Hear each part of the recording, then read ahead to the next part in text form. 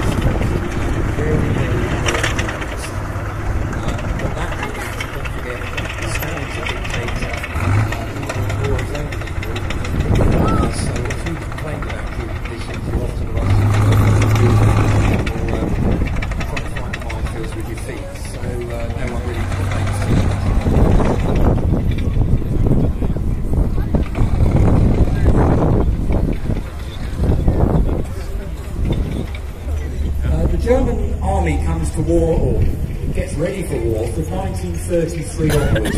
They've already been doing experiments with tanks after the Versailles Peace Treaty. The Versailles Peace Treaty of 1918 bans the Germans from producing tanks at all.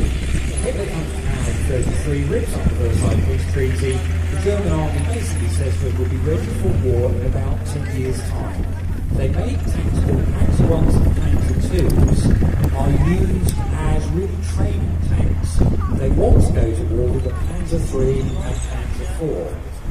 By the time Hitler gets the gun and goes to war in 1939, Panzer 3s and Panzer 4s are coming off the production line, but they just don't have enough of them. But luckily for Hitler, he's invaded Czechoslovakia. He can use about a third of his tank fleet in 1940 a captured Czechoslovakian tank, so they can be used as well. Now this particular tank, this is a Panzer III Mark L, and the Germans go through a number of different iterations, in other words different models of their tanks, and all the time they're trying to improve on them. The very early models are almost like training versions, and they're testing the water and how a tank should work. This model, by this time, they've got a very good version of it. This is the L model, and this particular one was actually done up specially for service in North Africa. It's what they call a Tropen or TP model, which means that they have extra filters to clean the dusty air in the desert and try and keep the engine a bit cooler. This tank was captured by the British and brought back to Chertsey, the same as our Tiger tank, for evaluation. And we know a fair bit about this one from the records. We know it was actually taken to Benghazi, North Africa, on a ship called the Lerica, and it arrived there because of very efficient German records that survived. You know, it arrived on the 18th of July 1942, and it was given to the 15th Panzer Division in August 1942. Almost certainly fought in the Battle of Alpha, but we don't know exactly when it was captured. We've got photographs of it being debombed, where all the ammunition taken out by local labour sometime after its capture. Then it was put on a ship, sent to Great Britain, and evaluated, as I said, in Chertsey. It was kept in running order, and it's been restored by our own workshop team, so it's in the condition, the look that it would have had when it served in North Africa there. Long barrel 50mm gun, high velocity gun there. They started the war with a medium velocity 50mm gun. And again, if you look at the tank, it's got extra armour bolted on the front. Like so many vehicles, they get improvements during their service life, if they survive, of course. So many tanks, they're only in action for a couple of months before they're knocked out.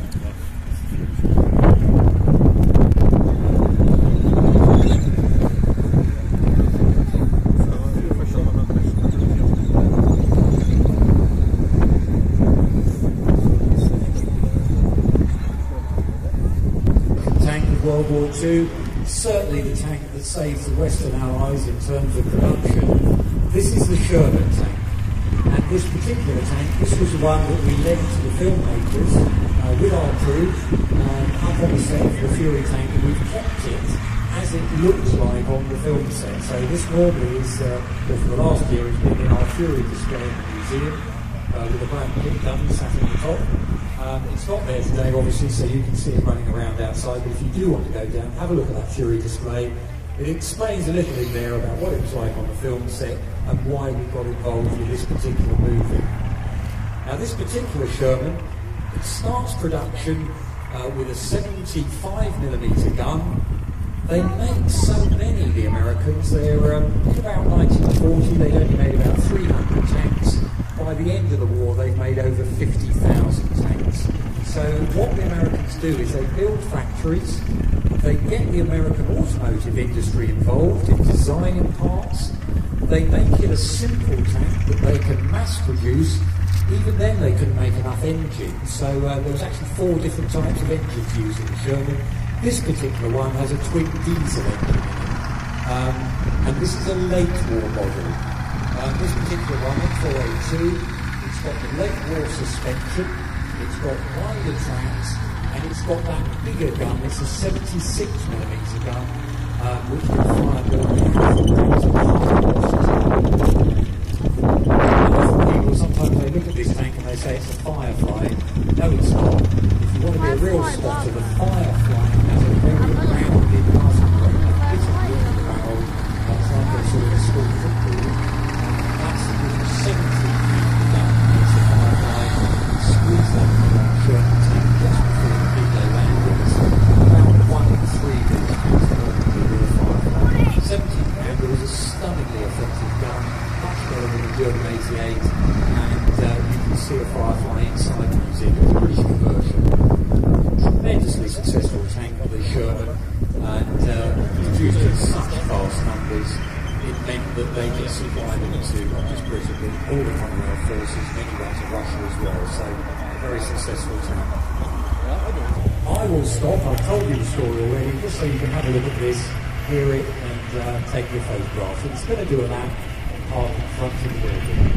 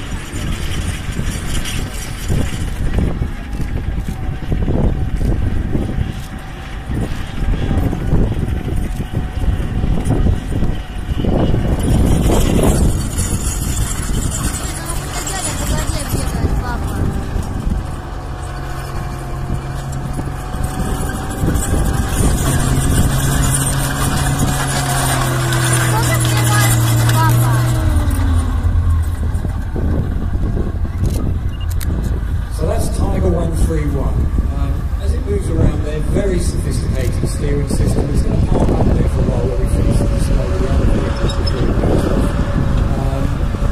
A tremendously powerful tank. Please remember though, not that many of them make 1,300 Tigers compared with something like 50,000 Shermans. So it had a huge site load to look at tank crews and things like the chances of the Tigers now was still very limited. It just wasn't working. The tank that's driving around the ring at the same time is a Class Centurion tank. And the key thing about the Centurion is in Britain we relied heavily on the American Sherman in the Second World War, but we finally get our A31 tank, the Centurion tank, right just at the end of the war. The Mark I Centurion was rushed out to Germany in May of 1945. It's a very, very good design of tank. It just misses the end of the war, but it goes on as British Army service all around the world. And this particular one is a late model. It was one that was converted into something they call an AVRE, Armoured Vehicle War Engineer. And if you look at it as it comes around, it's got plenty of bolts, fixture points on the front brasso plate. That's because it used to have a dozer blade or other fixtures put on there, because the Centurion in British Army service, the very last models, only came out in the early 2000s, and that was called the Bar, the big Pz.Kpfw vehicle. The South African Army, they're still using the Centurion tank, they call it They have to get stronger, they change the engines like many countries over time, and it was a tremendously successful tank. Why? It's got a very good gun, 105mm gun, it's got on there, the L7 gun. That was a gun that was built by the Americans during the Second World War. Very powerful gun.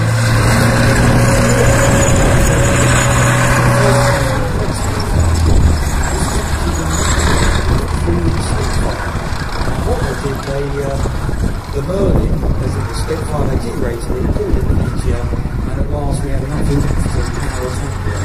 The problem was it was hugely thirsty. This tank, early days, could only go about 60 miles before it was fuel. But it went through 13 marks, and it was what the Germans did after the war when they were allowed to build tanks again. This tank coming on now is called the Leopard. It's often overlooked that the Germans all the ideas behind the Tigers when they built tanks again. They went in the other direction with the Tiger. They said, we don't want a thick armour, we don't want a hugely powerful gun. What we really want is a good gun and mobility. And that's what they did with the Leopard. They put a fundamentally MTU diesel engine back running away there, and it powers this relatively light tank, very quickly around the battlefield. Of course, unlike the Tiger, it's not like the thick armour. Let's go for so the quicker you are, the less chance the enemy get. Now, the German Army starts making Leopards in the 1960s. This particular Leopard was given or sold to the Canadian Army, and back in 2000 the Canadian Army made the decision that they didn't want tanks anymore in their forces. So we here at the Tank Museum, we put our hand up and said, we're the gun, please. And they very kindly, the Canadian Defence Forces gave us 2 Leopard tanks. Then of course Canada went to fight in Afghanistan. They realised they dropped a big one and had to go back to Germany and buy a load more Leopard tanks because they realised they needed them, even though it was